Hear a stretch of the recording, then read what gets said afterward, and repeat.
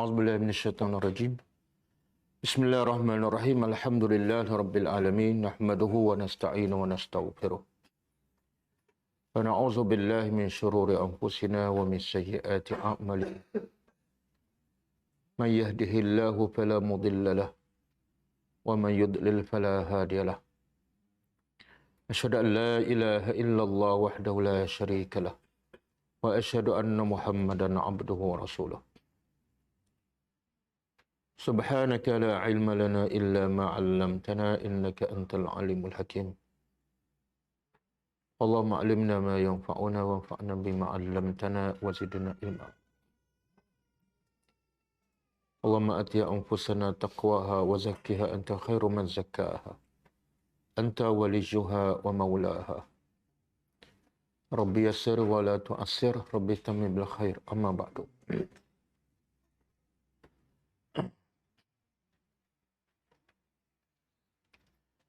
InsyaAllah kita sambung tadabbur surah Hud alaihissalam.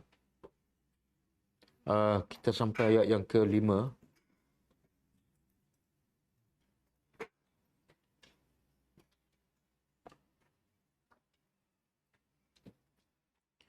Jadi ayat 1 hingga 4 dah bagi pengajaran, kan?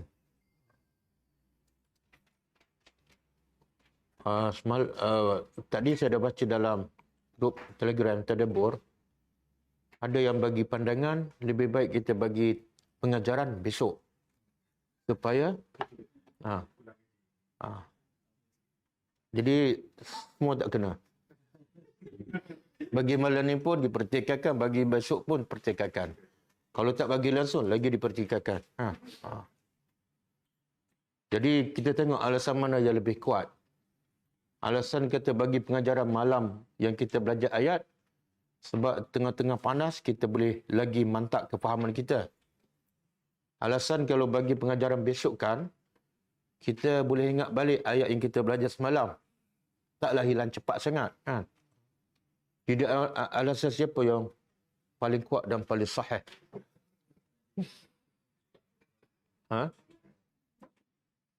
Dia satu lagi kesan yang kurang baiklah bila kita buat pengajaran terus malam tersebut. Bila masuk malam seterusnya, kita akan terus tadabbur ayat.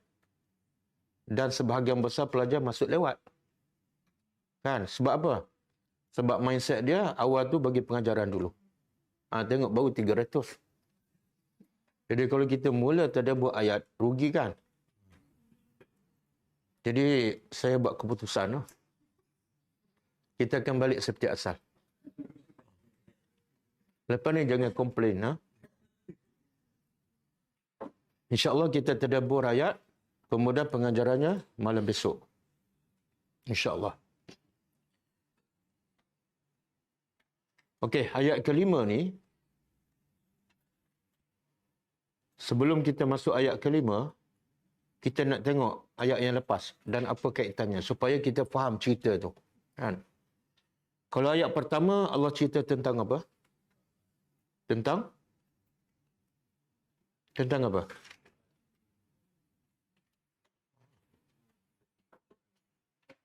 Tentang Al-Quran. Allah cerita tentang Quran dan sifat Al-Quran. Apa sifat Al-Quran? Ya Allah cerita dalam ayat pertama. Kukuh. Uhkimat mana? Utqinat ataupun mutqin. Kukuh. Apa makna kukuh? La raiba fihi. Tidak ada sedikit pun keraguan. Sesuai untuk sepanjang zaman, untuk semua manusia, di mana-mana sahaja. Dan termasuklah maksud kukuh ialah tidak ada percanggahan. Kemudian, sifat yang kedua, fussilat. Apa makna fussilat?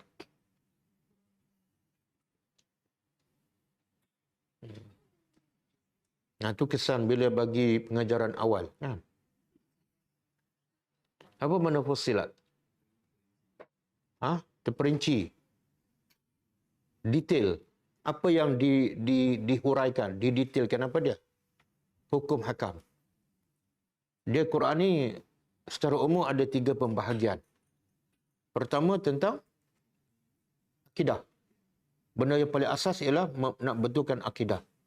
Akidah beriman kepada Allah, beriman dengan hari akhirat, beriman dengan Rasulullah. Yang kedua, kita dalam Quran ialah bila beriman dengan Allah, kita nak tahu apa perintah Allah, hukum hakam. Kan? Mana yang wajib, mana yang haram, mana yang boleh, mana yang Allah suka. Yang kedua. Yang ketiga, kisah-kisah. Apa faedah kisah-kisah tu? Kadang-kadang kita melaksanakan perintah Allah, kita rasa berat. Maka kisah-kisah Nabi-Nabi dan umat dahulu bagi motivasi pada kita. Kan? Kadang-kadang kita rasa macam tak pernah sabar. Tengok-tengok para Nabi dan umat dahulu bebannya lagi besar dan lagi berat. Jadi Quran ada 3. Satu, akidah. Yang kedua, hukum hakam. Dan yang ketiga, kisah-kisah. Itu juga kita boleh masuk dalam sifat Al-Quran, Fussilat. Dihuraikan hukum hakamnya, dihuraikan akidahnya, nama-nama Allah, dihuraikan kisah-kisah para Nabi dan salafus soleh. Okey, ayat kedua. Cerita tentang ayat kedua. Tujuan utama Quran diturunkan, iaitu nak beribadat pada Allah. Maksudnya apa tu? Selagi manusia tak faham Al-Quran, mustahil dia boleh kenal dan sembah Allah. Semua sifat-sifat Allah ada sebut dalam Quran. Nama-nama Allah, Al-Asma'ul Husna, ada disebut dalam Quran. Tiba-tiba dia tak faham nama Allah, dia tak kenal Allah. Mustahil dia akan sembah Allah yang dia tak kenal. Jadi, Quran adalah ilmu yang paling asas untuk kita menjadi hamba Allah. Habis tugas Nabi pula apa dia? Nazir dan Bashir. Tugas Nabi ialah bagi peringatan, amaran kepada siapa? Biasanya peringatan tentang apa? Tentang azab Allah. Maka biasa kepada siapa? Yang cerita pasal azab Allah. Biasa kepada siapa? Kepada orang tak beriman dah. Kemudian Bashir, dia kena seiman. Jangan bagi cerita yang menakutkan. Tapi tak ada cerita yang gembira. Jadi Quran ada 2. Satu, berita yang amaran. Yang kedua, berita gembira. Dalam ayat 2, kenapa Allah dahulukan Nazir daripada Bashir? Apa dia? Ialah kenapa? Kenapa tak Bashir dahulu? Bawa cerita gembira dulu kan? Bawa cerita yang menakutkan.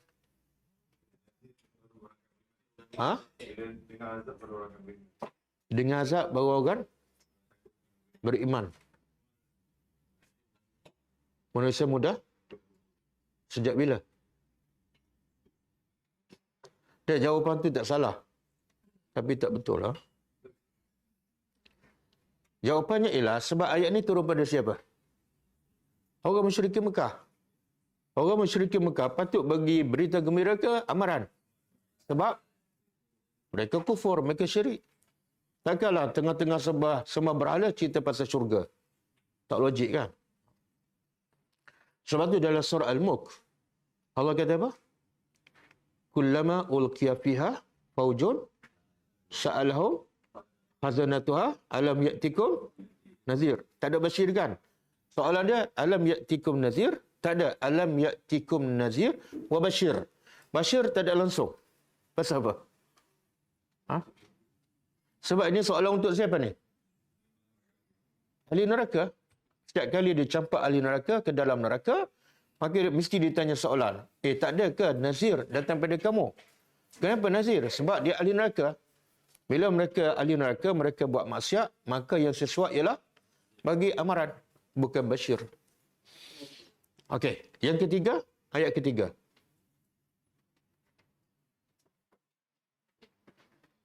Ayat ketiga apa dia? Perintah supaya ayat kedua perintah supaya beribadat. Ayat ketiga perintah supaya istighfar dan bertaubat. Apa beza istighfar dengan taubat? Istighfar dosa yang lepas, taubat yang akan datang. Kenapa lepas perintah beribadat, tiba-tiba perintah supaya minta ampun, bertaubat? Kenapa? Sebab penghalang utama manusia daripada beribadat pada Allah ialah dosa. Jadi selagi tak bertaubat daripada dosa, manusia tak akan beribadat kepada Allah. Jadi prasyarat untuk beribadat mesti bersihkan diri daripada dosa. Kemudian ayat ketiga juga Allah beritahu hasil. Hasil bila beribadat, bila istighfar, bila bertaubat kepada Allah. Apa dia? Mata'an hasanan. Apa maksud mata'an hasanan? Hayatan tayyibah. Apa maksud hayatan tayyibah?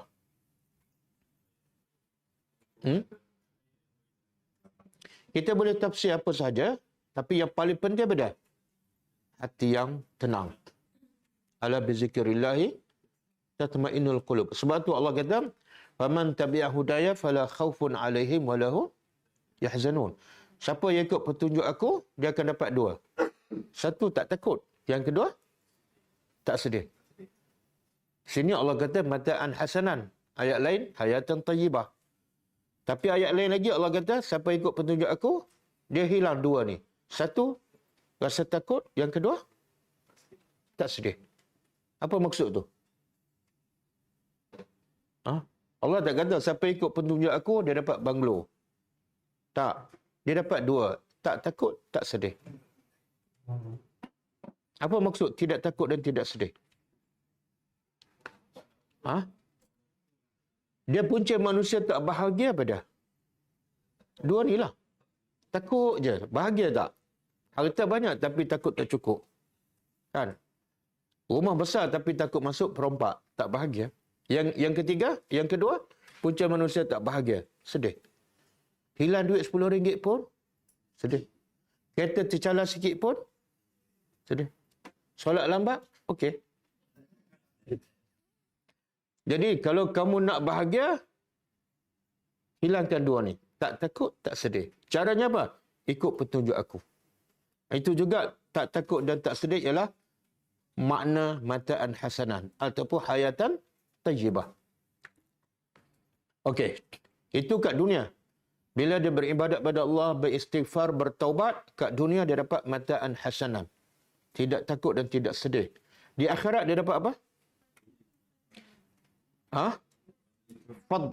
Fadlullah.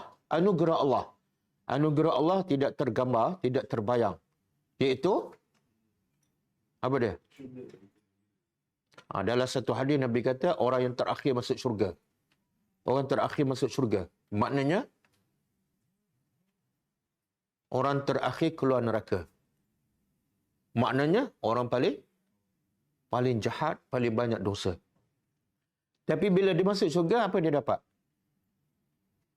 Nabi sebut dalam satu hadis, bila masuk syurga, Tuhan kata pada dia, kamu akan dapat syurga 10 kali ganda daripada nikmat dunia. Nikmat dunia 10 kali ganda. Untuk siapa tu? Yang terakhir masuk. Yang awal, tak payah cakap lah. Kan? Jadi okey tak masuk syurga yang terakhir? 10 kali ganda dunia.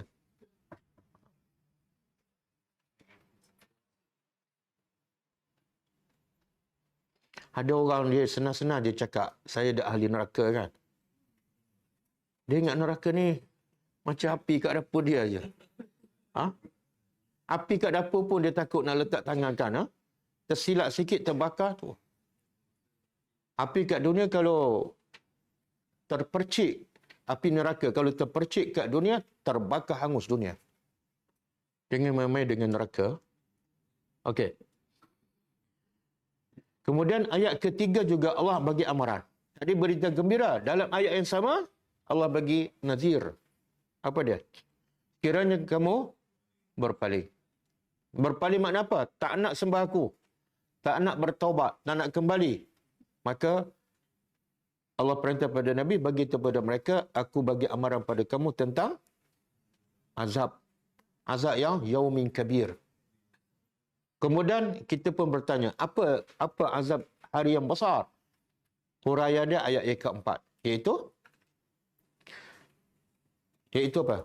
Hari yang semua manusia balik kepada Allah. Dan hari itu maliki. Hanya Allah saja yang berkuasa. Semua terdiam. Raja ke, Perdana Menteri ke, semua bogel dan semua tak terkata apa. Okey, sampai ayat situ kan? Ayat 4 yang kita, ayat 5 malam ni yang kita akan belajar kaitannya pada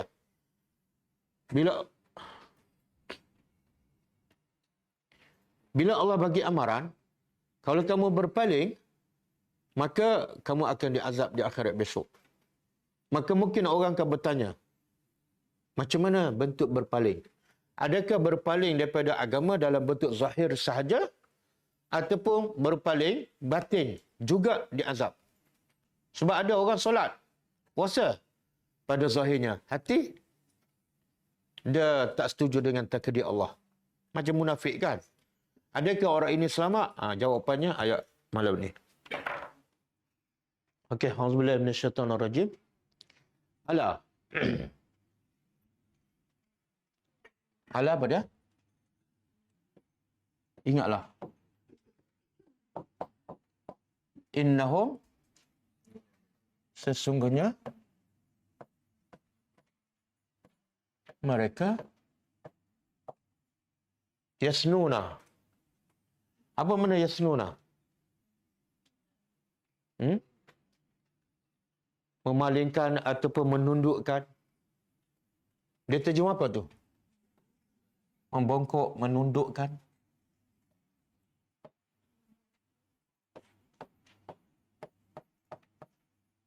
Sudurahum. Dada mereka kan? Sudur tu satu ke jamak? Jamak. Okey. Kalau sudur jamak. Mana banyaklah. Kalau satu apa dia? Kalau satu. Sadrun. Itu jamak. Kalau satu sadrun. Dada. Kalau dada-dada sudur. Dua-dua ada dalam Quran. Kalau sadrun, apa dia ayat yang ada perkataan sadrun ataupun mufrad? Alam nashrah laka sadrak. Itu Allah cakap pada siapa? Nabi. Nabi seorang kan? Bila seorang? Sadrak. Bukankah aku telah lapangkan hati engkau? Okey, sudur jamak. Dalam surah apa? Selain pada ayat ni. Sudur.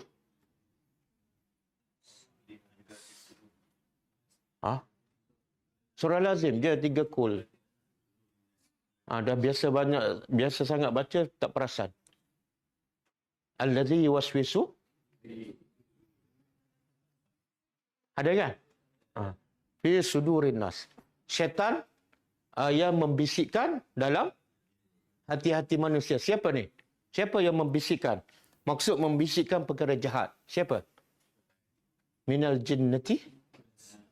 Jin dan manusia. Jadi yang jahat ni bukan jin je, manusia pun jahat. Siapa saja yang mengajak pada kejahatan, dia adalah syaitan. Okey. Jadi Allah kata, ingatlah sesungguhnya mereka menundukkan dada-dada mereka. Untuk apa ni? Liyastakhfu. Supaya mereka menyembunyikan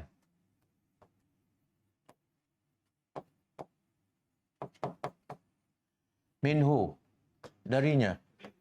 Dari siapa ni? Dari Allah. Dia dalam tafsir banyaklah huraian dia. Apa maksud mereka menundukkan dada mereka? Antaranya, orang musyrikin Mekah ni, Allah nak begitu betapa jahilnya mereka tentang Allah. Dan betapa sesatnya mereka daripada kebenaran. Sehingga mereka faham Allah tak tahu yang batin. Allah hanya tahu yang zahir. Sebagaimana mereka sembunyikan daripada Nabi Muhammad yang zahir, Nabi tahu tak yang batin, yang dalam hati mereka. Jadi mereka anggap Tuhan Muhammad pun sama. Jadi bila nampak Muhammad ataupun dia rasa Allah lihat, dia pun tunduk. Supaya apa? Jangan Allah nampak hati mereka. Nak bagi tahu ke kejahilan dan kesesatan mereka. Kemudian Allah kata, ala. Ingatlah, hina, ketika yastaghshuna. Mereka yastaghshuna thiyabahum. Menyelubungi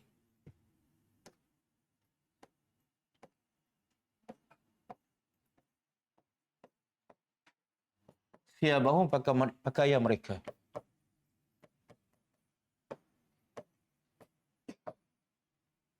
Ingatlah ketika mana mereka, yang ini mereka tundukkan ataupun tutup dada mereka, maka Allah tempelak mereka. Ingatlah ketika mana kamu tutup muka kamu ataupun tutup dada kamu, ya'lamu. Dia, iaitu Allah, mengetahui. Ma yusirruna, apa yang yusirruna, apa yang mereka sembunyikan.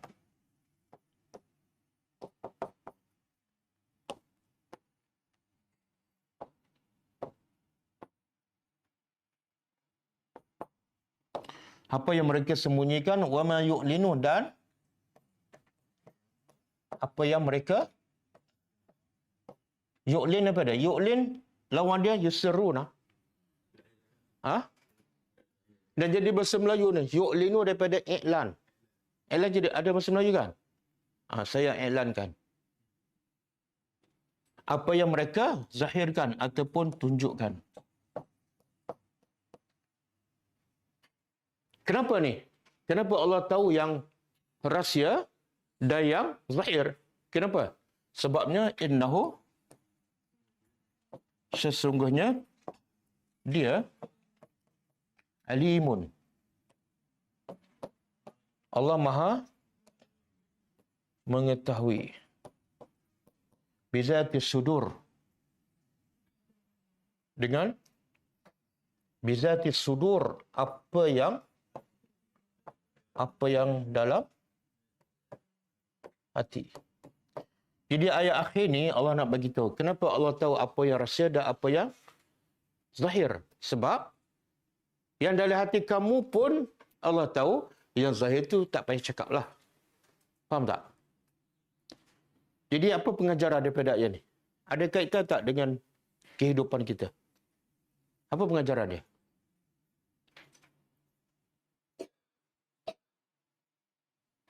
Apa mesej yang Allah nak bagi tahu?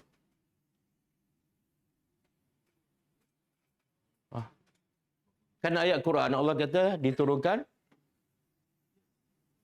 mubarakun, banyak kebaikan. Cara nak dapat kebaikan yang banyak daripada Al-Quran, satu, yatadabbaru, tadabbur. Lepas tadabbur, satu lagi, waliyatazakkara ulul albab. Lepas tadabbur, tazakkur, pengajaran. Sekarang kita ada tadabbur. Pengajaran ayat ni apa dia?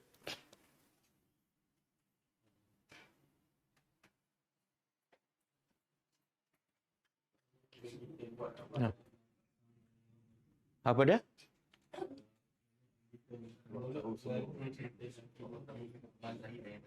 Mulut mengaku. Satu, Allah nak, sebab turun ayat ni, Allah nak tempelak orang musyrikin Mekah yang berfahaman salah. Iaitu mereka anggap Tuhan ni macam manusia. Tuhan tahu benda yang zahir saja. Maka Allah nak tempelak dan Allah nak beritahu sebenarnya bagi Allah, sembunyi dan zahir sama-sama. Same-same. Boleh? Pengajar untuk kita apa dia? Ada tak kita sipi-sipi perangai jahiliah ni? Perangai jahiliah, dia rasa Allah tahu yang zahir kan? Yang dalam, dia tak tahu. Maka dia biarkan hati dia menipu, munafik dia biarkan. Sebab dia kata, Allah tak tahu pun. Jangan cakap. Jangan sampai terkeluar. Sebab bila terkeluar, Allah tahu. Simpan dalam hati. Kan? Kita ada tak ketika-ketika bila kita nak buat benda salah, kita tengok, line clear tak? Line clear, ada orang tak? Tak ada. Kita pun buat. Masa tu Allah nampak tak? Ada tak perangai jahiliah? Iaitu kita menganggap seolah Allah tu macam orang. Betul? Allah tak nampak. Bila tak ada orang, seolah Allah pun tak nampak. Ada kan? Sebab itulah Allah puji orang yang takut pada Allah ketika berseorangan. Kalau takut pada Allah di hadapan orang, berpura-pura. Ayat apa tu? Allah puji orang yang takut pada Allah ketika duduk sorang-sorang. Sebab apa? Dia yakin Allah tahu zahir dan batin. Ayat apa tu? Baca ayat tu. Baru baca tadi, sudah salat Isya.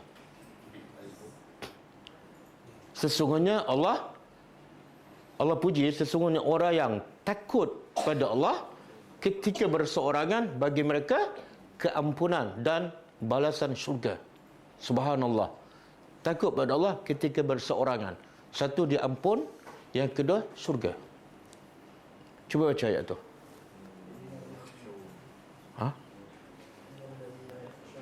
Innal ladzina yakhshawna rabbahum bil ghaibi lahum maghfiratun wa ajrun. Ya, saya yang mula saya habiskan. Belum terhafal lah. Allah kata innal ladzina. Tengok Allah puji. Sesungguhnya orang-orang yang yakhshawna rabbahum, yang takut pada Tuhan mereka. Allah nak puji ni. Siapa? Yang takut pada Tuhan mereka bila? Bil ghaib. Apa makna bil ghaib? Bukan takut kepada Allah yang ghaib. Sebab Allah memang ghaib. Yang terpuji pada bila orang ghaib di hadapan dia. Semua orang tak ada ghaib. Dia seorang. Biasa, sebab itulah pencuri dia mencuri bila? Waktu orang tak ada kan? Waktu malam. Maka kelebihannya apa ni? Takut pada Allah ketika berseorangan. Lahum maghfirah. Bagi mereka keampunan. Tak payah minta ampun, tak payah bertaubat. Hanya takut pada Allah ketika berseorangan, terus dia ampun. Kemudian yang kedua, wa ajrun. Bila sebut ajrun kabir, apa makna? Surga. Surga. Sebab itulah salah satu kelebihan orang yang ada salah satu golongan yang mendapat bayangan arasy Allah. Di hari manusia berdiri di pada masa 50,000 tahun. Tapi dia berdiri sekejap je dan teduh di bawah bayangan arasy. Siapa ni? Salah satu. Ni. Yang takut pada Allah ketika berseorangan. Siapa? Cabarannya besar. Kalau berzikir seorang mengalir air mata. Betul. Tapi ada satu golongan yang cabarannya sangat besar. Luar biasa. Bila seorang lelaki yang diajak oleh wanita yang cantik untuk berzina. Orang lain tak ada. Semua clear. Dan dah nak berzina dah. Tapi dia boleh kontrol nafsu, boleh sabar. Dia kata apa? Aku takut pada Allah, bagi mereka keampunan. Kan? Kita kalau saya tanya, perempuan ajak berzina, nak tak? Perempuan muda dan kaya. Nak ke tak nak? Cakap sekarang tak boleh percaya. Bila boleh percaya? Bila betul-betul berlaku. Bila bil ghaib. Waktu kehebatan, antara kehebatan Nabi Yusuf apa dia? Bila dia ajak berzina oleh perempuan yang semua pintu dah tutup, tingkap dah tutup dan tak ada siapa tahu pun. Nak berzina tak ada masalah. Tapi dia takut. Ini ciri-ciri orang yang bertakwa pada Allah ketika berseorangan. Kemudian Allah sebut surah Al-Mulk juga ayat 13, wa asirru qaulakum. Kamu rahsiakan kata-kata kamu dan wa awjharu bih, ataupun kamu zahirkan. Bagi Allah sama aja. Sebab apa? Innahu alimun biza. Sebab Allah tahu apa yang dalam hati. Berlaku dalam hati kita kan. Kadang-kadang kita solat. Kan? Tapi solat tu dengan rasa berat, malas. Allah tahu dalam hati kita. Lepas tu baca pula. Tengok-tengok imam baca panjang. Ya Allah, masa ni lah nak baca panjang. Kan? Dalam hati. Allah tahu tak? Allah tahu. Lepas tu kadang-kadang Bila ada rajin, dia pergi masjid. Ada ketika, Allah tahu. Mana kamu pergi itu sebab apa? Sebab bermusim. Bulan Ramadan pergi masjid. Bulan lain, sebelah bulan tak pergi. Allah tahu dalam hati kamu. Kamu pergi bukan kerana cinta pada Allah. Tapi sebab bulan Ramadan. Kamu adalah hamba Ramadan. Bukan hamba Allah. Allah tahu. Jadi jangan berpura-pura. Ini amaran keras kepada siapa? Termasuk kita. Kadang-kadang cakap lain. Kan? Kadang-kadang cakap lain tapi hati itu lain. Salat khusyuk tak? Khusyuk Ustaz. Sejak ikut kelas tadabbur. Cakaplah benar kan? Okey. Kemudian Allah beritahu. Kenapa Allah tahu semua? Yang zahir, yang tersembunyi. Sebab ala ya'lamu man khalaqa wa huwal latiful khabir. Tidakkah patut dia tahu? Sebab dia mencipta semua sekali. Dia tahu apa di langit, 7 lapis langit. Dia tahu di 7 lapis bumi apa yang ada. Lapis ke-7 ada berapa ekor semut. Semua dia tahu. Sebab dia yang mencipta. Dan dia maha latif, lagi maha khabir. Halus dan lagi maha mengetahui yang batin. Okey. Dan ada satu lagi ayat. Allah kata, sekiranya kamu zahirkan apa yang kamu nak zahirkan, ataupun kamu sembunyikan, semuanya Allah akan hisap. Semua akan hisap. Yang dalam hati kamu, Allah hisap. Yang kamu cakap, yang kamu buat pun Allah hisap. Makna apa tu? Takutlah pada Allah, zahir dan batin. Ayat apa tu? Wa in tubdu ma fi anfusikum aw tukhfuha yuhasibkumullah. Sekiranya kamu zahirkan apa yang dalam hati kamu ataupun tukhfuha, kamu sembunyikan, maka yuhasibkumullah. Semua Allah akan hisab. Tidak ada yang terlepas. Ayat ni Allah nak supaya kita buat sesuatu ikhlas. Jangan berpura-pura. Jangan berpura-pura. Okey. Kita balik pada ayat kita. Jadi kaitan ayat 5 dengan ayat lepas apa dia? Kalau ayat lepas, ayat keempat, Allah ayat 3 dan 4. Kalau kamu berpaling, iaitu tidak beribadat, tidak istighfar dan tidak bertaubat kepada Allah, maka amarannya apa? Azab yang pada hari yang besar kan? Maka ayat ni Allah nak cerita apa bentuk berpaling? Termasuklah berpaling secara batin. Kita tengok dia tu Islam kan? Tapi dalam hati pura-pura. Termasuk dikira juga berpaling. Okey? Sebab tu kita biasa dengar hadis tak? Nabi kata ada orang beramal dengan amalan ahli syurga sekian lama. Sampai satu hasta lagi, dia nak mati dan sepatut masuk syurga. Tiba-tiba Allah tarik hidayat. Dan dia pun melakukan amalan ahli neraka. Masa tu dia mati, masuk neraka. Makna apa tu? 50 tahun solat, puasa, haji. Last minute, dia tinggal salat, masa tu dia mati. Apa sebab? Dia beribadat 50 tahun tak ikhlas. Maka Allah tunjukkan di penghujung kehidupan. Inilah rupa kamu sebenar, berpura-pura. Saya pernah ceritakan, ada seorang student saya, dia begitu bapak dia nazir masjid.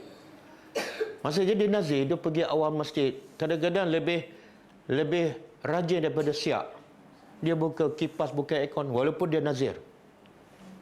Tapi bila tak jadi nazir, dia mula kurang pergi masjid. Lepas tu Allah uji lagi. Akhirnya, dia mula solat lambat. Last kali, dia tinggal solat. Ini anak dia sendiri cerita pada saya. Menakutkan. Sebab apa? Mungkin dia pergi tu sebab dia nazir. Bukan sebab sebagai hamba Allah. Tak ada jawatan, ada. Kadang-kadang kita perhatikan. Ada imam kan? Imam ada 2-3. Imam, bila masa dia jadi imam, datang awal. Sebab dia jadi imam. Bila tak jadi imam, sah yang ketiga. Pernah perasan tak? Pernah perasan kan? Soalan ni kenapa? Kan Nabi kata, kalau kamu tahu kelebihan sah pertama, kamu akan buat apa? Kamu akan berebut. Kalau terpaksa mengundi, kamu tunggu untuk mengundi. Sebab besar je kelebihan saf pertama. Kamu imam patut jadi contoh. Tiba bila tak jadi imam, datang lewat. Duduk saf yang belakang. Rugi tak? Rugi. Itu ni. Jangan sembunyikan. Allah tahu. Okey. Kemudian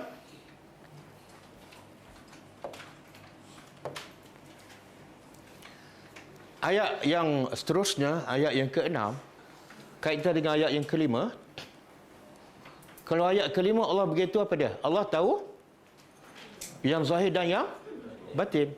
Ayat ke-6 Allah bagi tahu huraian. Apa dia antara bentuk yang Allah tahu zahir dan batin? Apa dia antara bentuknya? Iaitu wama dan tidak. Min dabbatin. Min dari dabah apa dah? Dabba ya debu. Dabba ya debu ni biasa apa yang bergerak. Apa yang melata di atas muka bumi. Dia biasanya digunakan untuk haiwan. Tapi dalam konteks ayat ni merakumi semua. Tidak ada, dan dabah tu nakirah. Ha? Bila nakirah apa mana? Umum. Tidak ada apa-apa saja manusia ataupun haiwan. Haiwan pula sama ada haiwan di darat ataupun di laut ataupun di... Tidak ada satu pun yang melata fil ardi di bumi illa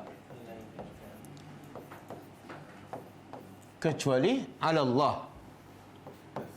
ke atas Allah, rizquha, rezekinya. Rezeki apa ni?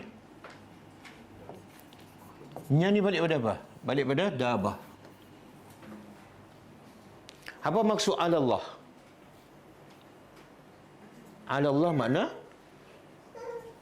wajib ke atas Allah bagi rezeki. Siapa yang wajib kepada Allah? Boleh tak kita nak wajibkan pada Allah? Tak boleh. Jadi siapa yang wajibkan? Allah sendiri wajibkan. Apa makna tu? Jadi kalau Allah tak bagi rezeki, seolah salah. Sebab benda tu, sebenarnya apa yang Allah nak bagi tahu ni? Apa yang Allah nak bagi tahu? Ha? Apa dia? Semua rezeki, manusia ke, binatang ke, Allah dah tetapkan. Kemudian Allah bagi tahu. Macam mana Allah boleh bagi tahu? Allah boleh bagi semua rezeki haiwan. Haiwan ada berapa semua? Agak-agak ada berapa semua? Haiwan di darat. Lepas tu haiwan di laut kan? Yang kita nampak, yang kita tak nampak di dasar laut lagi, tak tahulah berapa bilion. Orang pula, jin pula sama kan? Macam mana Allah boleh bagi semua? Kita kadang-kadang anak ramai sikit lapar kan? Terlupa ada seorang tak makan lagi. Ada yang bawa RNR, tertinggal seorang anak dia. Ada kan? Pernah dengar berita kan? Baru 6 orang. Allah nak bagi rezeki ni pada siapa ni? Semua. Semut kan? Semut yang atas bumi dan dalam bumi. Biasa tak kita korek tanah, keluar semut-semut kan? Tak tahu berapa bilion. Allah bagi tak? Bagi. Makna apa tu? Apa pasal kamu takut pasal rezeki ni?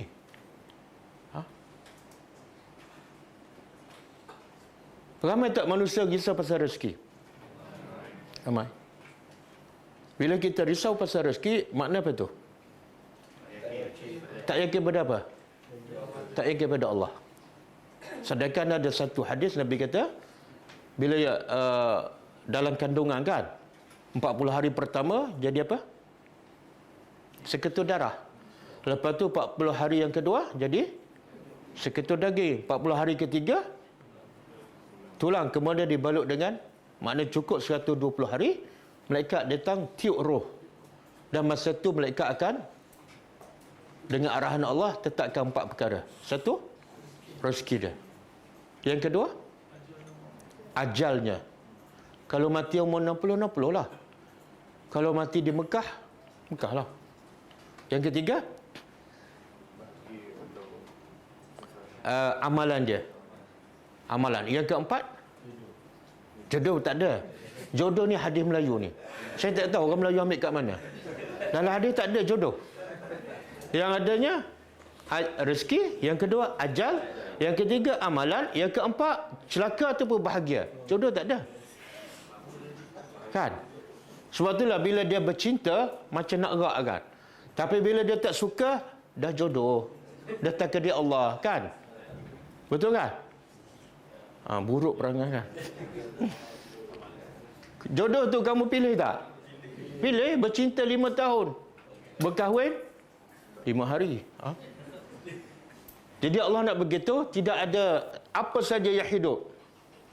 Nanti kita tengok ayat lain. Wa ya'lamu, dan dia tahu. Soalan dia, macam mana Allah boleh bagi semua rezeki ni? Jawapannya, sebab dia tahu mustaqarraha. Apa makna mustaqarraha? Tempat tetap. Qarrara. Tempat tetapnya. Maksud apa ni? Binatang tu nak duduk kat mana, nak tidur kat mana malam, siang hari nak parking kat mana, semua Allah tahu. Sebab tu Allah boleh bagi rezeki. Kalau Allah tak tahu, mana binatang ni? Boleh tak bagi rezeki? Ada seekor lagi aku tak bagi. Boleh tak? Tak boleh. Kemudian wa mustawda'aha, dan tempat mustawda'aha daripada widak. Apa makna widak? Tinggal. Jadi ada ahli tafsir undur. Yang mana? Ni. Ni. Kenapa ke sana? Okey. Mustaudaat, widak, tinggal. Iaitu tempat dia mati. Allah tahu binatang ke, orang ke, mati di mana. Di mana dia tidur malamnya, siang hari dia berada di mana, semua Allah tahu. Sebab tu Allah boleh bagi rezeki pada semua. Kita kadang-kadang terlepas orang anak kan, tak bagi makan. Sebab apa? Duk lepak kat mana tak tahu. Baru 5 orang. Okey. Kadang-kadang Allah jadikan binatang kan rezekinya pelik. Contohlah cicak. Cicak macam mana dia berjalan? Tempat dia di mana? Sila. Mana dia terbalik kan? Tapi rezeki dia kat mana? Rezeki dia yang terbang tu. Kan pelik. Dia lah dia duduk kat dinding. Tapi rezeki dia, makna apa? Logiknya apa dia? Logiknya dia boleh mati kebuluran. Sebab nak dapat benda terbang susah. Tapi Allah jadikan lidah dia panjang dan cekap. Boleh hidup. Betul kan? Kita duduk atas bumi, rezeki atas bumi bukan terbang pun. Itu pun bunuh diri. Tikus. Siapa ada pengalaman rumah dia ada tikus? Bila tikus keluar cari rezeki? Siang ke malam? Kita kalau masuk dapur malam, jumpa tak cari gula? Tak. Tapi tikus, bila nak cari rezeki, tunggu tutup lampu kan? Tapi dia jumpa tak rezeki dia? Apa hal kamu tak jumpa? Siang hari, ada akal, mata pun besar. Pakai spek lagi.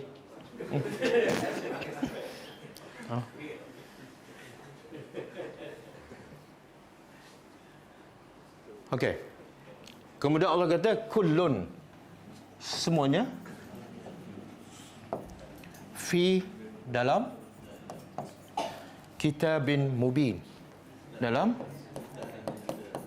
kitab yang nyata.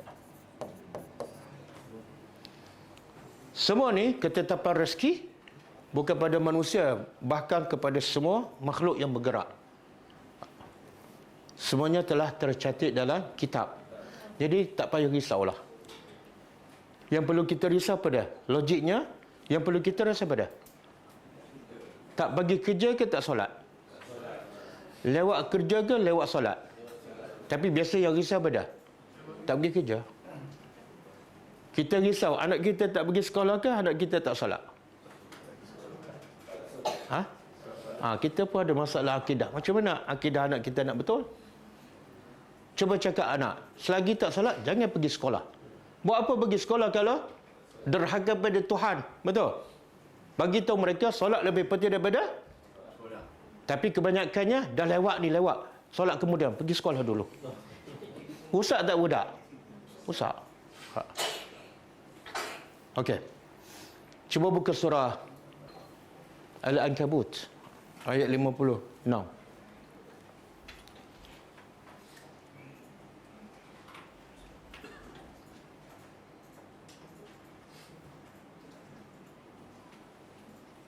Ayat 56 dan sampai 60 saja.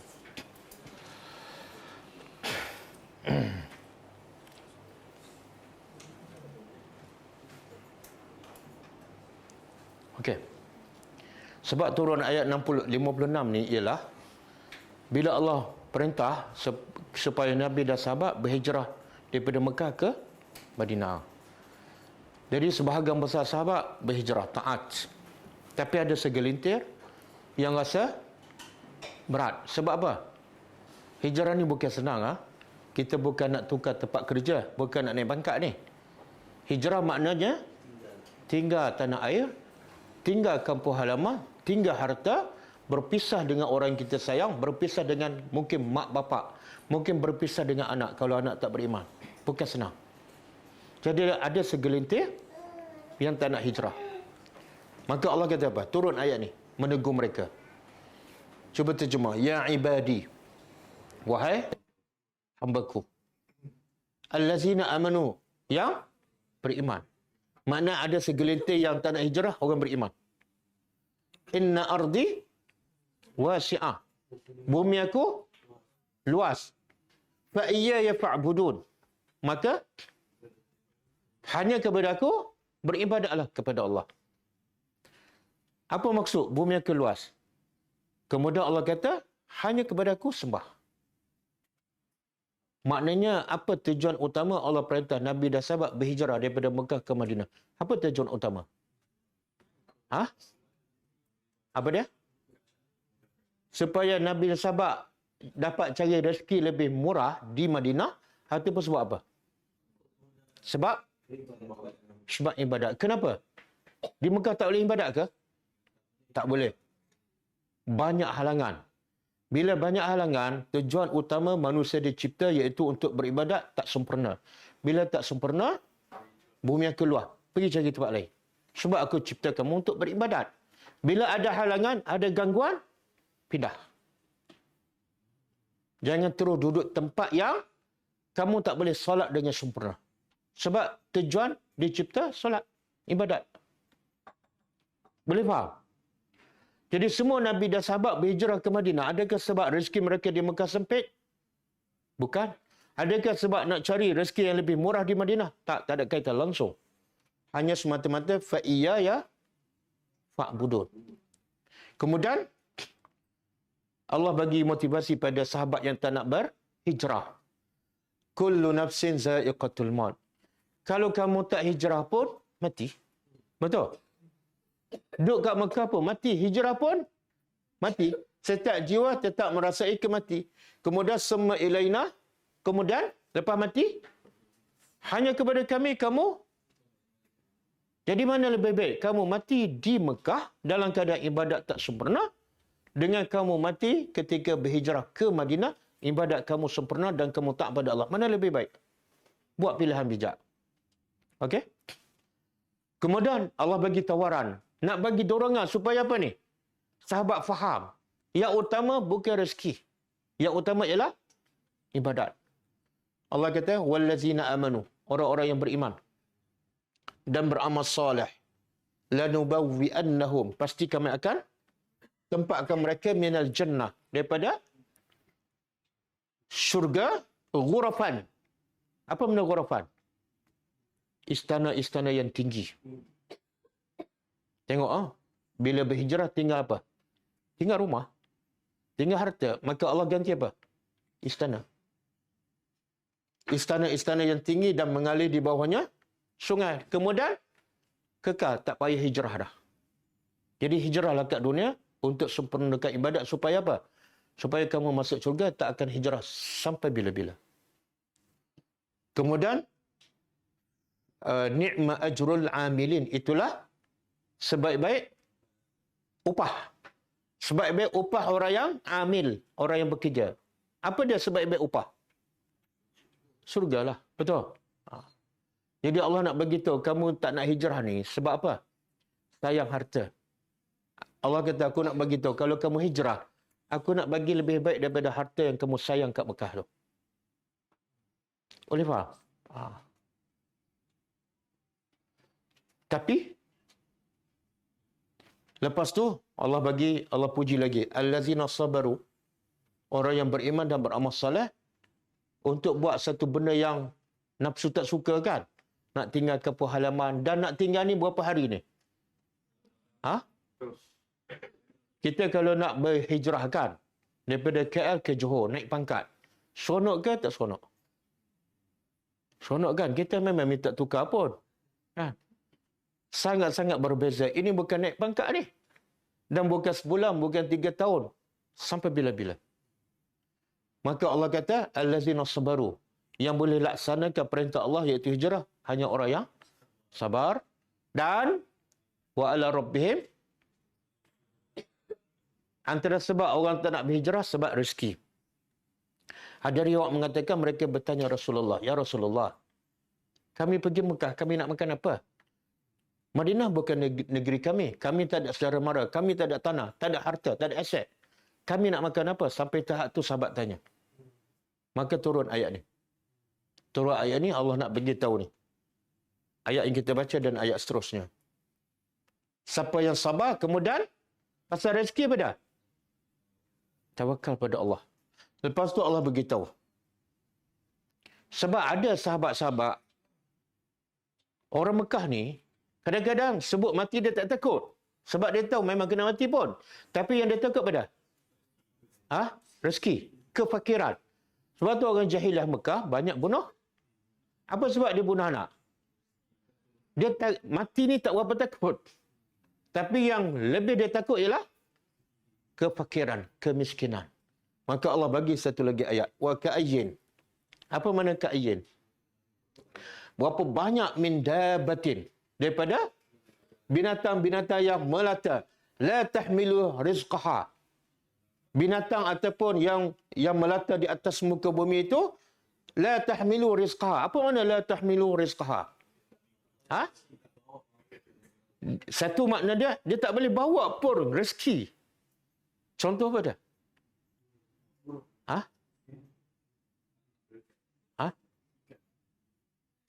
Dia tak boleh bawa rezeki. Habis kena buat apa? Dia kena makan lah. Makan terus. Nak bawa tak boleh. Nak pikul tak boleh. Nak simpan, lagi tak boleh. Kambing. Ayalah kambing lah. Semut boleh tak bawa rezeki? Boleh. Cacing? Cacing, boleh tak? Pernah tengok cacing dalam bilik air kita ada kan? Jangan tak mengaku. Pernah tak tengok dia pikul rezeki? Tak ada. Dalam bilik air, dia boleh hidup kan? Dia makan apa? Mana ada roti kan? Dia duduk bilik air, dia mana pergi dapur? Mana pergi dapur? Kan? Makanan kat dapur. Tapi dia duduk dalam bilik air tak ada makanan. Ada sabun. Takkan makan sabun. Kan? Ini yang tidak boleh bawa rezeki. Dan tak boleh simpan pun. Tapi Allah kata, Allah yarzuqha. Allah bagi makan. Pernah fikir tak bila nampak cacing, berfikir, hebat betul kamu ni. Dalam bilik air boleh hidup. Aku ada dapur, ada peti ais, ada simpanan, masih takut. Kamu lebih baik pada aku. Kan? Cacing bila dengar kita bercakap pun, terus pensan. Binatang yang tak boleh pikul rezeki, tak boleh simpan rezeki, Allah bagi rezeki. Kita tak tengok lagi binatang yang dalam tanah. Korek dalam, keluar binatang. Ya Allah, macam mana? Dia makan apa dalam tanah? Allah memberi rezeki. Dan bukan setakat binatang. Allah bagi rezeki pada wa iyyakum. Kepada kamu. Sebab apa Allah boleh bagi rezeki? Sebab wa huwas sami'u. Allah tahu apa dalam hati kamu. Allah tahu kamu meminta. Allah tahu. Dan Allah mendengar, as-sami' Allah mendengar rintihan doa kamu. Di mana saja kamu berada, dalam gua ke, 7 lapis gua ke, Allah dengar. Dan bukan setakat dengar, Allah tahu dalam hati kamu. Maknanya, siapa yang masih risau pasal rezeki, dia ada masalah akidah. Dia tak percaya pada takdir Allah. Sebab itulah, sahabat yang tak nak berhijrah ni, apa hukum dia? Sahabat yang tak nak berhijrah ni. Ada ulama kata kafir. Ada ulama kata buat dosa besar. Kenapa? Sebab dia tak yakin pada rezeki daripada Allah. Antara sebab utama mereka tak nak berhijrah, sebab risau pasal rezeki. Cuba buka surah An-Nisa.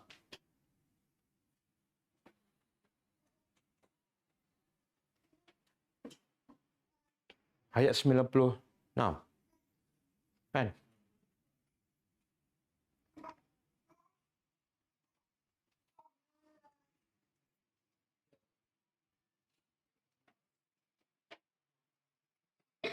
Okey. Tengok apa hukum orang yang tak nak berhijrah kerana takut pada rezeki. Allah kata, innal lazina, sesungguhnya orang yang tawaffahumul malaikah, yang diwafatkan oleh malaikat. Siapa ni? Allah kata mereka ni adalah zalimi anfusihim, orang yang zalim pada diri sendiri. Apa kezaliman mereka? Apa kezaliman mereka ni? Ada ulama kata kufur, iaitu tak berhijrah. Ada ulama kata dosa besar, iaitu tidak berhijrah. Maka qalu, mereka berkata pada ni, masa mereka nak cabut nyawa. Qalu fima kuntum. Apa makna fima kuntum? Fima, pada apa? Kuntum kamu. Soalan dia apa dah? Apa hal kamu ni? Apa hal kamu tak nak berhijrah ni? Qalu, mereka jawab. Masa nak cabut nyawa tu. Mereka yang enggan berhijrah, jawab bila mereka tanya. Qalu kunna mustad'afina fil ard. Kami adalah golongan yang tertindas. Fil ardi, di bumi, iaitu di Mekah. Maksud apa? Kami adalah orang yang lemah. Kami tak mampu berhijrah. Mereka tipu. Sebab Allah tidak akan bebankan kecuali apa yang mereka. Bila Allah suruh hijrah, makna mereka mampu. Tapi mereka menipu. Mereka kata kami lemah. Tak mampu berhijrah. Maka mereka jawab balik. Ni tengah nak cabut nyawa ni. Qalu alam takun ardullah wasi'ah. Kalau kamu rasa tertekan kat Mekah, kan bumi Allah luas. Pergilah ke mana-manakah? Ke Madinah. Untuk apa? Untuk apa? Beribadat. Bukan cari rezeki. Tengok sahabat. Semua berhijrah untuk menyempurnakan ibadat. Makna apa tu? Kita dicipta, kerja utama kita, beribadat. Bukan cari rezeki. Kita dituntut untuk berusaha. Tapi rezeki Allah dah tetap tak? Tak. Kemudian, kata mereka, fatuhajiru fiha. Bumi Allah kan luar. Berhijrahlah. Kenapa terus kekal di Mekah dalam keadaan ibadat kamu tidak sempurna? Tengok balasan. Fa'ulaika, mereka itulah ma'wahum jahannam. Apa makna ma'wah? Tempat tinggal kekal mereka neraka jahannam. Apa dosa mereka? Apa pasal tak hijrah? Takut rezeki. Wasa'at masira, dan itulah seburuk-buruk tempat kembali. Okey. Cuba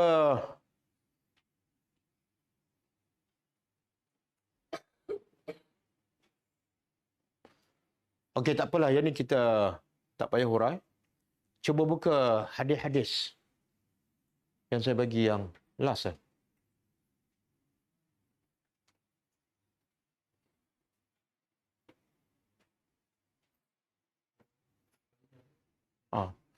Sebelum ni. Okey. Tak apalah, yang ni pun okey. Ayat mana-mana je, semua kita nak itu. Okey, wa qala sallallahu alaihi wasallam, kata Nabi sallallahu alaihi wasallam, man ahabba, siapa yang suka an yubsata lahu fi rizqihi. Siapa yang suka diluaskan rezekinya. Wa yunsa'a lahu fi asrihi, dan dipanjangkan, iaitu umurnya. Satu, rezeki bertambah. Yang kedua, umur. Semua nak kan? Maka Allah, Nabi bagi kaedah dia, formula apa? Fal yasil rahimahu. Maka sambunglah silaturrahim. Okey. Mana sambung ni apa makna? Sambung benda yang terputus. Kalau benda dah bersambung, dia tak panggil sambung, dia panggil eratkan. Contohlah pakcik kita putus hubungan dah 3 tahun yang lepas kan. Sambung. InsyaAllah, rezeki kita apa? Bertambah dan umur kita panjang. Tapi ulama berbeza pendapat lah. Apa maksud rezeki bertambah, umur panjang? Ada pendapat mengatakan rezeki bertambah ialah keberkatan. Dapat sikit tapi boleh guna untuk tempoh yang lama. Kan? Kadang-kadang macam Nabi lah. Kurma sebiji tapi boleh makan banyak orang. Umur pun sama. Allah dia tetapkan umur 60. Tapi panjang tu apa maksud dia? Berkat. Macam-macam dia boleh buat dalam tempoh 60 tahun. Orang lain 60 tahun. Contoh macam Imam Nawawi. Imam Nawawi wafat tahun berapa? 45 tahun. Tapi apa benda yang dia boleh buat dalam tempoh 45 tahun? Ya Allah. Kitab yang dikarang beratus jilid dalam tempoh 45 tahun. Kan? Kita umur 60. Tapi satu buku dia pun tak habis baca. Bukan nak tulis. Sebab apa? Umur kita habis masa tu lepak bersembang kosong satu buku. Bukan tulis. Baca pun tak habis. Tapi Imam Nawawi umur 45 tahun menghasilkan beratus buku dan sampai sekarang orang menafaatkan bukunya. Termasuklah yang kita mengajarkan hadis Arba'in. Kan? Imam Nawawi. Ini maksud panjang umur ialah keberkatan. Ada juga ulama mengatakan panjang umur ialah bila mati, pahala dia berterusan.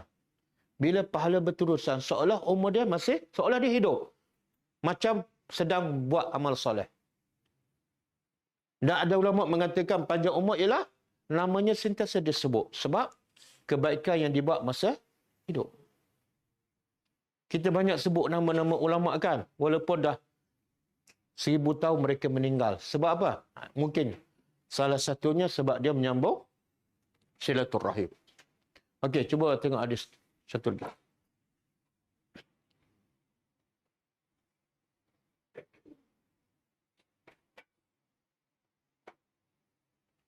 Okey.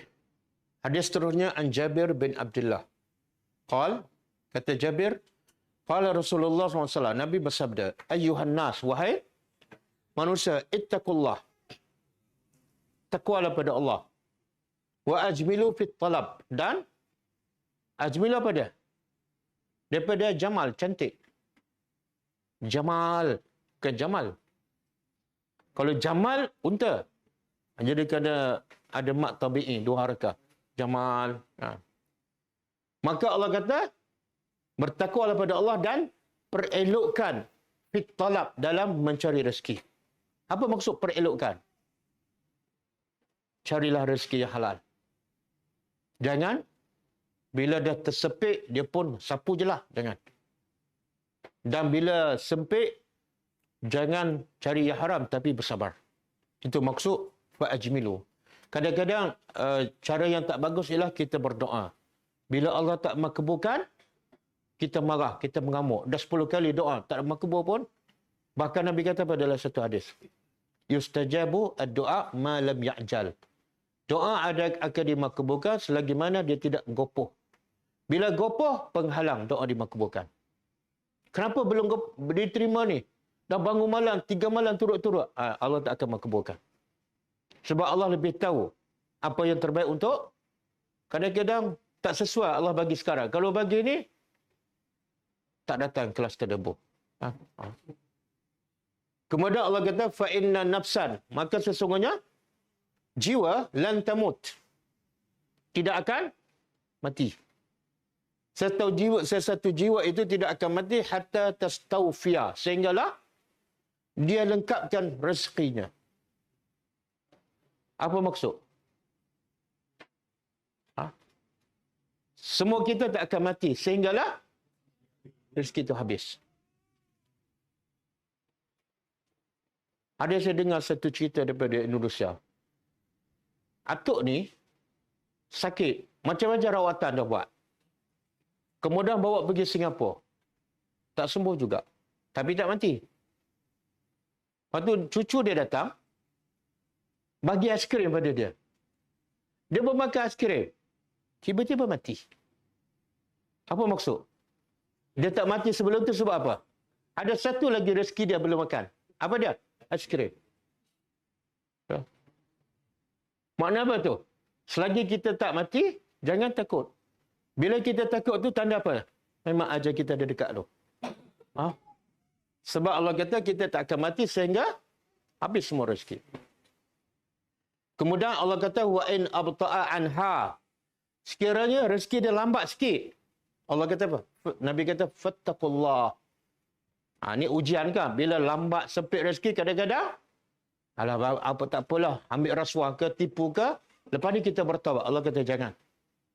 Allah uji kita bila rezeki lambat, bertakwalah pada Allah. Wa ajmilu fit talaq, dan indahkan, cantikkan cara kamu cari rezeki. Jangan bercampur dengan benda haram. Khuzu, ambillah apa yang halal, apa yang Allah halal, dan tinggallah apa yang haram. Sebab tu isteri-isteri sahabat, bila suami dia nak cari rezeki, dia pesan, pastikan abang bawa pulang rezeki halal. Sebab kami tak akan makan kalau rezeki yang haram. Dan kami sanggup mati daripada makan rezeki yang takwa tu. Kita biasa bila suami bawa balik rezeki, kita tanya tak, abang halal ke tak ni? Tanya ke tak? Oh, kalau tanya bergaduh kan? Okey, ada 2 kisah saya nak sebut sebagai panduan, sebagai pengajaran. Cuba.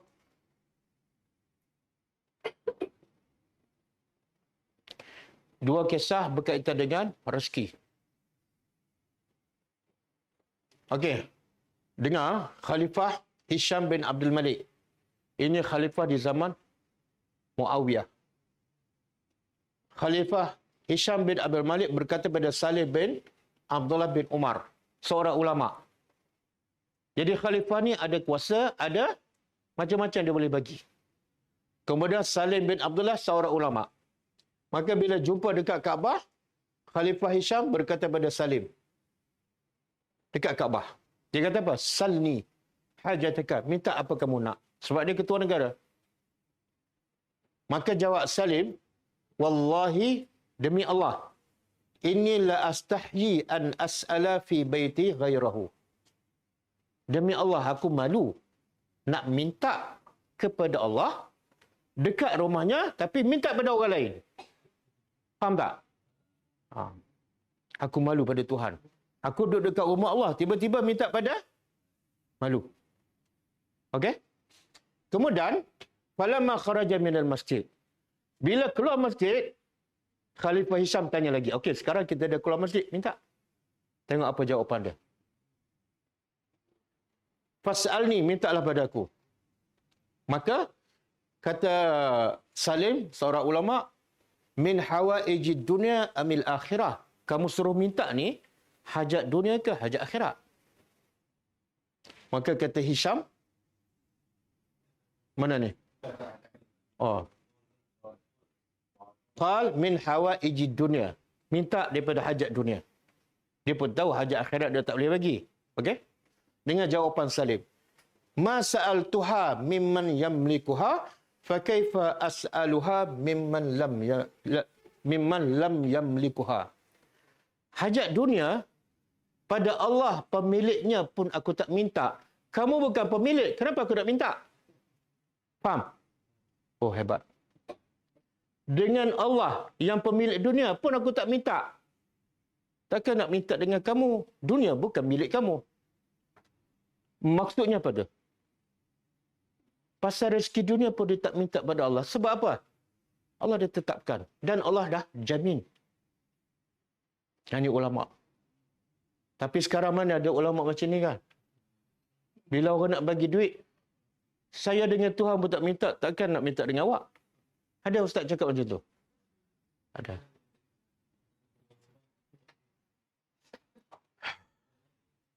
Sebab itulah ulama' dahulu bila dia bagi ilmu berkat kan? Dia melahirkan ulama'-ulama' anak murid yang hebat. Sebab guru pun ikhlas. Okey, satu cerita lagi. Malik bin Dinar, seorang ulama'. Yamshi fi suqil Basrah. Berjalan di pasar Basrah. Basrah di mana? Di Iraq. Fara'a at-tin. Maka dia lihat at-tin. Tahu at-tin? Wat-tini waz-zaitun. Seorang ulama' terpandang buah tin. Fashtahahu. Maka dia pun ingin nak makan. Walam yakun ma'ahu nukut. Tapi dia tak ada duit. Ulama' nak makan apa ni? Bukan KFC. Buah tin je. Tapi tak ada duit. Apa dia buat? Walam yakun ma'ahu nukut. Tidak ada duit bersamanya. Fakhala'a na'lahu. Dia pun tanggalkan kasutnya, seliparnya. Wa'a'tahu. Dan dia beri seliparnya. Libai'in. Kepada penjual tin. Penjual buah tin. Untuk apa? Tukar dengan buah. Dia bagi selipar dia. Dah duit tak ada? Faqal, maka kata penjual tin, la yusawi syai'an. Selipar kamu ni tak ada nilai pun. Tak ada nilai. Nak banding dengan buah tin. Fa akhadha Malik, maka Malik bin Dinar ambil semula selipar dia. Wan sarafa, dia pun jalan. Mana apa? Tak dapatlah buah tin. Faqila lirrajuli, maka orang pun bagi tahu pada penjual buah tin.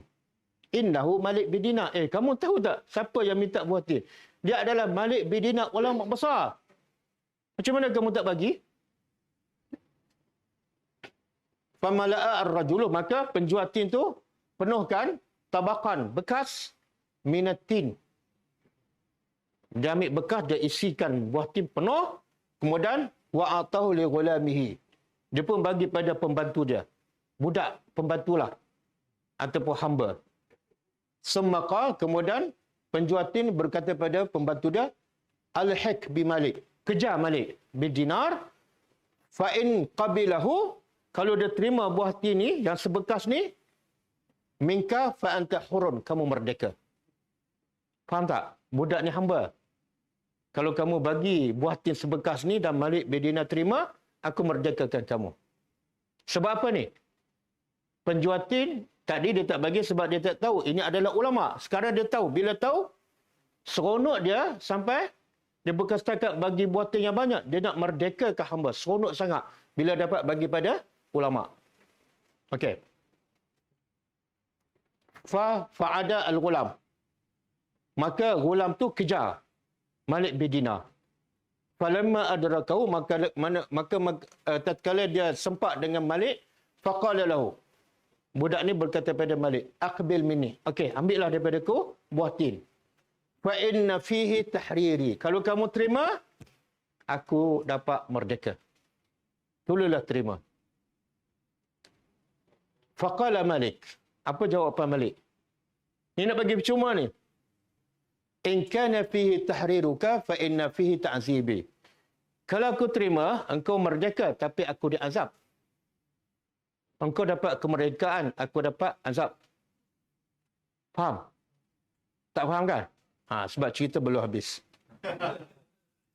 Fa'alaha al-ghulam, budak tak faham, ghulam tu tak faham. Maka budak tu mendesak lagi kepada Malik, terimalah sebab aku nak merdeka ni, tolonglah terima. Maka kata Malik bin Dinar, ana la abi'u ad-din bit-tin. Aku tak jual agama dengan buah tin. Aku tak jual agama untuk mendapat buah tin. Faham ke tak? Oh, ada yang faham, ada tak faham. Kenapa orang tu bagi buah tin pada dia? Sebab dia ulama. Sebab dia ulama. Sebab dia ada agama. Baru orang bagi. Tak ada. Kalau nak bagi, bukan sebab aku ulama. Bila aku terima, makna aku jual agama aku untuk hanya dapat tin. Boleh faham? Itu maruah seorang ulama. Nilai agama terlalu tinggi. Tak boleh dijual beli. Kan? Kalau aku nak, aku bayar. Tak ada duit, aku bagi selipar. Kamu tak nak selipar, aku tak nak makan. Boleh faham? Sekarang ada ulama macam ni. Ha? Tak ada kan? Susah, ha? Nah, dia bagi pada ustaz durian, musangki, kan? Bakul. Ustaz nak cakap apa? Minta maaf, saya tak akan jual agama dengan musangki. Ya, jual durian kata apa? Eloklah, boleh saya jual. Nak begitu apa ni? Ulama dahulu cukup jaga maruah. Agama tak boleh dijual beli. Berapa? Kalau ustaz ceramah, berapa dia bayar? 500. Itulah nilai agama dia. Berapa satu kelas? RM50. Itulah nilai agama dia.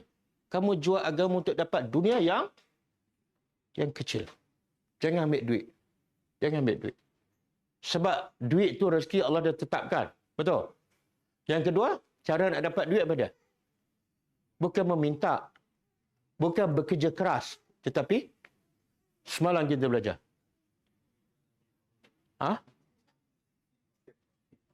Istighfar. Bila istighfar, hujan pun lebat. Tengok hujan kan? Yang kedua, dapat harta. Yang ketiga, dapat anak. Yang keempat, kebun subur. Yang kelima, sungai. Lepas tu ayat yang kita belajar semalam, dapat mata'an hasanah. Dan dalam ayat yang orang Melayu sangat suka. Ditampar di mana-mana. Wa man yattaqillah yaj'al lahu makhraja wa yarzuqhu min haitsu la. Jadi kamu akan dapat satu makhraj, keluar daripada semua masalah. Yang kedua, rezeki tak sampai, tak disangka. Kamu kena buat satu je, apa dah? Yattaqillah. Sebab itulah sahabat bertakwa kepada Allah. Bila mereka berhijrah, mereka bertakwa. Dan Allah jamin tak rezeki mereka masa di Madinah. Maka semasa mereka di Madinah, rezeki mereka semakin melimpah. Daripada apa? Harta rampasan. Lagi banyak negara Islam dibuka, lagi banyak harta rampasan. Sebab apa? Sebab takwa. Siapa ni? Ashabul Kahfi kan? Bila dia masuk gua, dalam keadaan dikejar oleh musuh, dia risau tak pasal rezeki? Tak. Bahkan dia tinggal semua harta dia untuk selamatkan. Dan bila dia masuk gua, dia minta apa? Dia minta rezeki ke minta apa? Rahmat. Rahmat lebih mahal daripada rezeki. Sebab tu bila Allah bagi rahmat, umur panjang tanpa makan. Betul? Kita semakin makan, semakin umur pendek. Kecil manis lah macam-macam kan? Sebab tu banyak yang sakit di hospital sebab tak cukup makan ke sebab lebih makan? Lebih makan kan? Hajar. Bila suami dia, Ibrahim AS, letak dia tengah padang pasir. Rumah tak ada, orang tak ada, kedai tak ada, makanan tak ada, pokok tak ada, sungai tak ada. Tapi dia tanya tak Ibrahim pasal rezeki? Dia tanya tak? Tak. Apa yang dia tanya Ibrahim? Siapa suruh kamu letak ni? Allah. Jalan. Allah pemberi rezeki, Allah yang suruh, apa masalah? Betul kan? Maknanya apa tu? Bila kita kenal Allah, kita tak pada Allah, kita tak akan takut pada rezeki. Yang takut pada rezeki hanya orang yang tak kenal Allah dan ingkar perintahnya. Saya bagi analogi lah. Kita masa zaman kanak-kanak, masa zaman sekolah, kita tak risau langsung pasal rezeki sebab bapak bagi kan. Tapi ada ketika kita takut pasal rezeki. Bila tu? Bila kita degil tak dengan cakap mak bapak, betul? Masa tu ada risau tak? Selalu bantah cakap bapak, selalu balik lewat, selalu berkapur apa semua. kita ada kerisauan. Nanti bapa tak bagi. Bila kita risau, kita langgar perintah dia. Sama juga kita dengan Allah. Bila kita risau tu, ceklah. Ada perintah Allah kita langgar. Sebab tu kita tak yakin pada Allah. Nabi, sahabat senang je tak pada perintah Allah dan tak fikir langsung pasal rezeki. Dan mereka sihat walafiat. Nabi Musa AS, masa dia bunuh seorang bangsa Kipti kan? Daripada mana? Daripada Mesir. Dia lari pergi ke mana? Madian. Jauh kan? Dia lari tu dalam keadaan perut lapar. Betul? Ke dia bawa bekal? Tak ada. Tapi dia lari itu sebab bertakwa pada Allah. Dan Allah bagi tak rezeki tak disangka. Apa dia? Apa dia? Satu, dapat kerja. Yang kedua, dapat isteri. Betul kan? Tiba-tiba bapa tu bukan bagi anak, bagi kerja sekali. Dan kerja pula kontrak berapa tahun? 10 tahun. Sebab apa? Musa bukan cari rezeki. Tapi dia lari itu sebab menyelamatkan imannya. Maka Allah bagi jalan keluar dan Allah bagi rezeki yang tak disangka. Okey? Jadi siapa yang belum kahwin, larilah.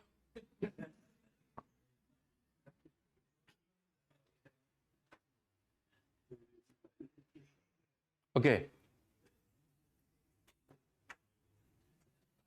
Oh, masa dah habis ah. Tadi nak bagi pengajaran pun memang tak sempat lah. Kita bagi besok. Habiskan ayat seterusnya. Habis dah. Okey. Saya nak sebut satu kan. Kebanyakan yang masuk sistem pendidikan yang ada, biasanya takut pada rezeki. Tengok perangkat sistem yang ada. Pertama, dia suruh belajar sistem sekolah. Bila pergi ke sekolah, dalam kepala dia apa? Nak dunia ke nak akhirat? Target dia nak dunia kan? Dia tak kenal Allah. Tak yakin pada Allah. Akhirnya dia didik yakin pada apa? CJ adalah sumber rezeki. Jadi dia akan buat je, belajar apa saja, tuition ke apa, habiskan duit banyak demi untuk dapat sijil yang melayakkannya untuk dapat kerja. Sebab dia ajar, ini sumber rezeki kamu. Sebab tu mak bapak cukup takut anak tak lulus. Dan mak bapak kelang kabut bila anak nak periksa, solat hajat. Betul? Ada tak mak bapak solat hajat sebab anak solat lambat? Ada mak bapak solat hajat sebab anak tak solat? Tak ada. Kan kadang-kadang kita tak pernah jumpa jemaah masjid tu. Tengok-tengok ramai. Rupa-rupanya besok SPM. Mana apa tu? Dia datang rumah Allah sebab nak apa? Nak dunia. Itu didikan yang salah. Lepas tu diperangkap pula sistem yang ada. Bila keluar dapat kerja, gaji tak cukup. Nak beli rumah tak cukup, buat pinjaman. Nak beli kereta tak cukup, buat pinjaman. Terperangkap. Akhirnya dia bekerja untuk apa? Bayar hutang. Akhirnya Ustaz Tahir tak boleh berhenti kerja sebab hutang banyak. Betul kan? Terperangkap. Bahaya. Sistem pendidikan. Sebab itulah, poin yang keempat, kelebihan ilmu, kita belajar 3 kali. Yang keempat, ilmu apa yang wajib kita belajar, yang paling utama? Yang keempat, kita sambung. Kita sambung. Ya. Kita sambung. Sebab masa dah habiskan. Nak sambung ke nak makan? Sambung?